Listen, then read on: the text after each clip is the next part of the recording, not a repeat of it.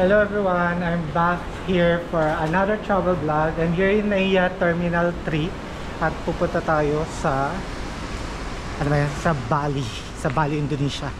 So una natin gagawin ay magbayad ng travel tax. Ayan. So let's go. Hi.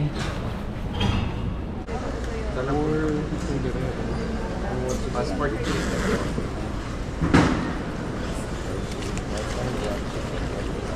Thank you. Ayan guys, tapos na tayo magbayad ng travel tax. 1620 pa din. Actually kapag sa online, pwede ka na magbayad or isasabay mo dun sa mismong ticket or sa mismong website ng TIESA. May additional lang na service charge na 50 pesos, pero kung nagmamadali kayo isabay nyo na. Pero ako kasi dito ako sa airport palagi nagbabayad kasi maaga naman ako palagi. So tara, magano na tayo, check in sa physical counter. Ayan siya. Kasi pag international flights palaging mag-check in ka sa physical counter at yung nila, yung tawag, yung boarding pass is ibibigay din dun sa physical counter. So let's go guys. Ayan, alas 12 na ng gabi and 3:45 AM pa naman yung flight natin at konti lang naman ang tao dito ngayon sa NAIA. So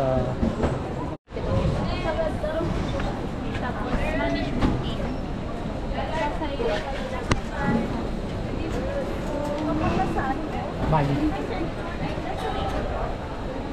Thank you. So yun guys, tapos na tayo yung check-in sa physical counter. Tayo ay dediretso na sa immigration. So bawal ng camera doon. And hindi na rin tayo magpapapalit ng foreign exchange natin. Kasi meron na akong dollars and yen yung sa mga previous travel ko. So abala ko kasi sa pagdating ko ng Indonesia magwi-withdraw lang ako kasi mas maganda yung palitan pag withdrawals talaga ang gagamitin kesa doon sa magpapapalit ka. Pero may backup naman ako na dollars and yen and peso din just in case na hindi gumana yung mga ATM cards ko and credit cards. So tara, ayan guys, bawal na kasi dito yung yung camera. So paglagpas na lang ng immigration tayo mag-video ulit at ikukwento ko sa inyo kung ano yung mga tanong sa akin doon.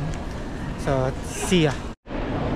So ayun guys, tapos na tayo sa immigration. Walang tinanong sa akin, basta tinignan lang yung boarding pass, yung passport ko and yung travel tax receipt, and wala nang tinanong. Good to go na agad ako. Ini-stamp na, tapos pinicturean mo na ako and ini-stamp na, tapos go na. Tapos na rin tayo sa security check. Mabilis lang dahil red eye flight nga, dahil madaling araw na, 1 AM na ngayon. So ngayon ay pupunta na tayo sa boarding gate natin. May binili na akong pagkain sa McDonald's dahil dun sa labas, and may bottled water ako pero ininom ko na, so yung bottle talagang tinira ko. Ayan, kasi yung bottle libre naman ng tubig dito sa loob, so yun ang gagamitin natin. Pati sa mga airport kasi libre pagkalagpas ng security check So tara, tayo ay pupunta na sa boarding gate and yun, wala na kasi akong lounge access sa credit cards, sa mga credit cards ko. So kailangan ko nang mag-apply ng ibang credit cards na may lounge access. So ayan, see you later. So guys, nandito na tayo sa gate natin. Ayan, so, maghihintay na lang tayo ng boarding. So mga 2 hours pa. So see you later. We are now boarding guys.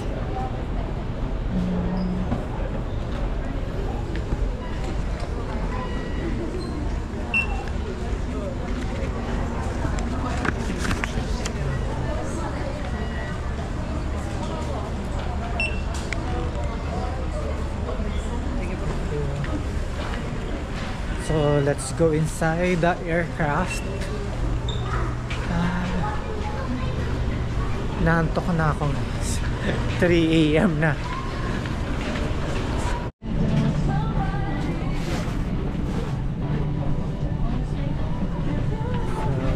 Let's find our 34E.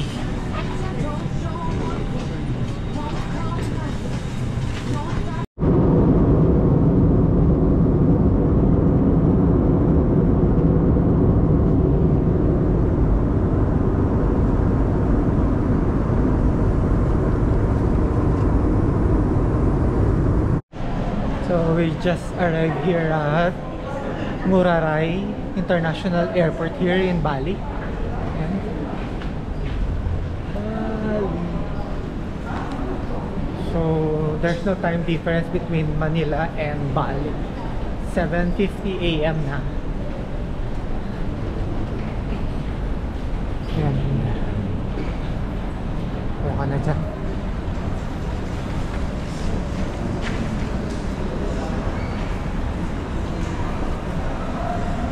Ganyan itsura dito. So bali, nag-fill out na ako ng custom declaration online and ng health declaration sa online din. Yun, nag-generate siya ng QR code. So dalawang QR code ang papakita natin dito. Isa sa custom at isa sa health nila, health department whatsoever, gano'n. So pwede ka rin naman dito na lang mag-fill out.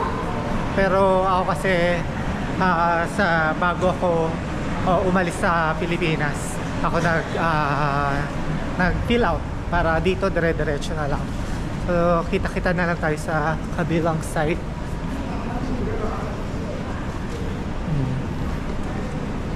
Immigration. Kasi alam naman natin na bawal na mag-camera sa immigration. See you later.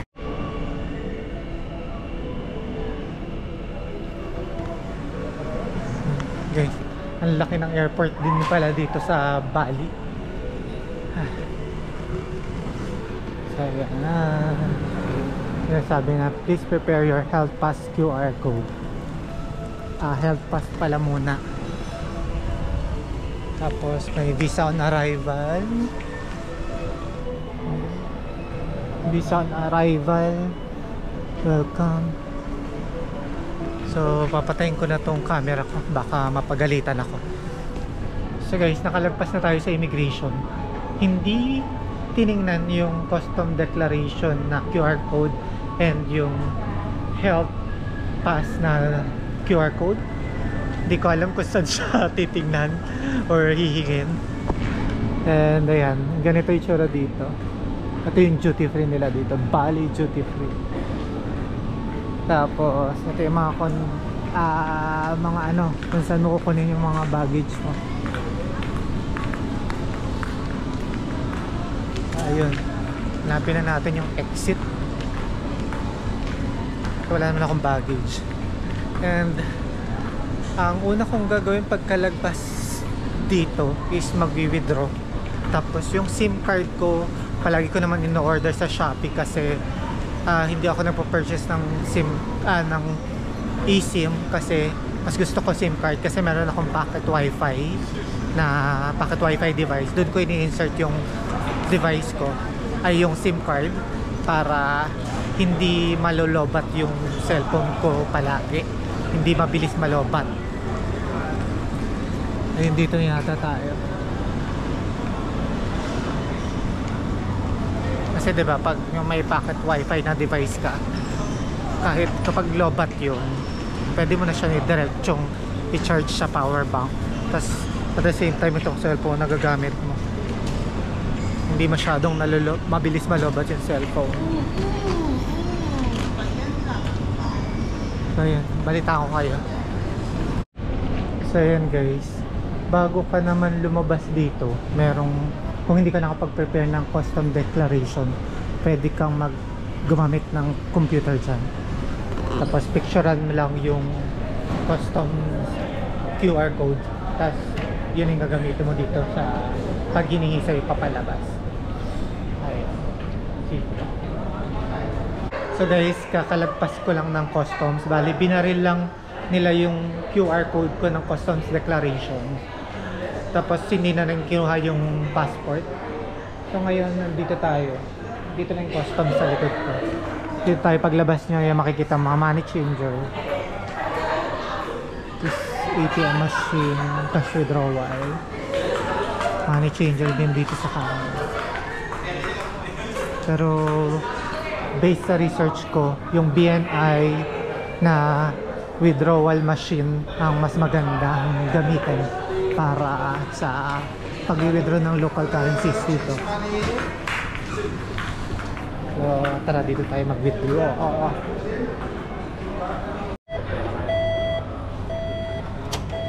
So ang ginamit natin dito ay C-Bank. Sinagad na natin ng pag-withdraw. 2.5 million ang maximum. So nasa 8,000 pesos. Para isang withdrawal charge. So ayun. Nag-download na ako ng Gojek. Kasi yung Gojek yun yung pinakaangkas nila dito. Pero meron ding Grab. Hindi ko pa na-check yung Grab kung magkano yung difference nila. Pero dahil ito is Bali, mas sikat yung Gojek. So siguro yun yung mas okay. So see ya later sa labas. So ito yung mga itsura dito sa labas. So ayan. So guys, papalabas na ako dito ng airport. At maghahanap na ako ng pasasakyan ko papunta dun sa first na location ko. Hindi muna ako didiretso dun sa accommodation ko kasi 3 PM pa naman yung yung check-in. So pupunta muna ako sa first location na makikita nyo mamaya. So bali, nag-withdraw pala ako. Yung pinaka-maximum nila na withdrawal is 2.5 million. So chinek ko yung card ko. Yung C-Bank ang ginamit ko. It's yung 2.5 million ay nasa 8,522.50 ang conversion niya sa yung nabawas sa akin plus 100 pesos na withdrawal fee. Iba-iba din pala ang withdrawal fee per bansa. Kasi C-Bank din ang ginamit ko sa Japan. 250 pesos yung withdrawal fee na binawa sa akin. Pero dito sa Bali, Indonesia, 100 pesos. So total na nabawas sa akin 8,622.50 cents. Ayan. 8,522 pesos and 50 cents. Pero kung sa Google, parang yung konti lang difference, parang 50 pesos lang yung difference niya sa Google, yung 2.5 na yun million to 8,000. So okay talaga yung dito na lang mag-withdraw kesa dun sa mga nakalagay dun sa sa mga money changer na rate, kasi kinumpare ko pati yung niya, yung bangko, yung mga bangko na mga ATM natin sa Pilipinas, pinaka okay talaga GCash or C-Bank. Kasi yung GCash ko hindi ko ginamit kasi nga walang pondo. So C-Bank lang. So ayan, makikita nyo naman dito yan, Gojek. Tapos yung mga nag-aantay dito, Starbucks. So see ya. Ay, dito pala ako sa kalibala. So see ya. So yun guys, basta labas lang kayo dito sa airport, harap dire-diretso lang. Tapos merong lugar doon ng mga motorbikes, Gojek and Grab. So kasi doon sa pinaka airport is mga Grab car lang and Gojek car. Pero tayo ay magmomotor lang dahil wala naman tayong bagahe. So dito nakatumpok lang sila doon sa isang designated area sa labas. Doon na lang din ikaw automatic magbubook sa app mo kapag nandun ka na sa nakatumpok sila doon, kasi hindi ka naaabot kung dito ka sa airport mismo sa loob magbubook. So ayan, Basta yan, sa tapat lang, dire-diretso lang daw. Sabi nung napagtanungan ko dun, no?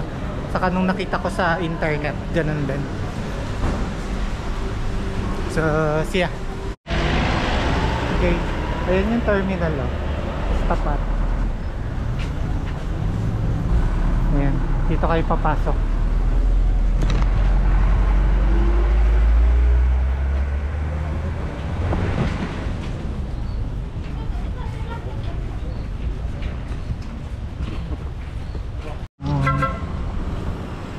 So ayan guys, dito sila nakatambay. So tara.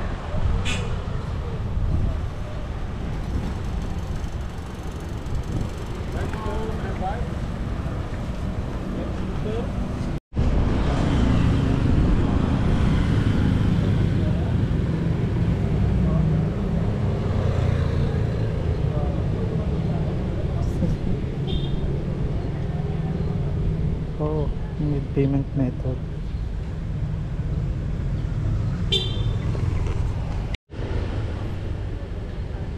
Book now.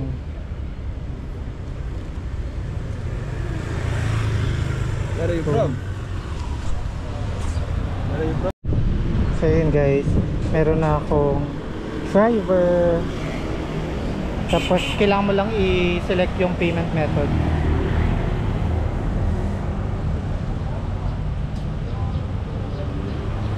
Hello? I'm here in the parking lot. Sorry.